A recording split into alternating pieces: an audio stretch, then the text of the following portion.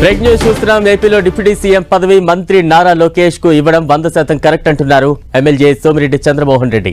నిన్న లోకేష్ ను deputy CM చేయాలని టీడీపీ పోలిట్ బ్యూరో సభ్యుడు ఆర్ శ్రీనివాస్ రెడ్డి ప్రతిపాదించారు. దీనిపై తాజాగా ఎమ్మెల్యే సోమిరెడ్డి చంద్రమోహన్ రెడ్డి సైతం డిప్యూటీ సీఎం పదవికి లోకేష్ అర్హులే అంటూ ట్విట్టర్ వేదికగా తన అభిప్రాయాన్ని వ్యక్తం చేశారు. యువగళం పాదయాత్రతో లోకేష్ తన నాయకత్వ లక్షణాలను నిరూపించుకున్నారని, లోకేష్ పోరాట పటిమ చూసి రాష్ట్ర ప్రజలు జై కొట్టారని అన్నారు MLA Somireddy Chandramohan Reddy. Deputy CM పదవికి లోకేష్ పేరును పార్టీ అధిష్టానం పరిశీలించాలని సోమిరెడ్డి చంద్రమోహన్ రెడ్డి కోరారు.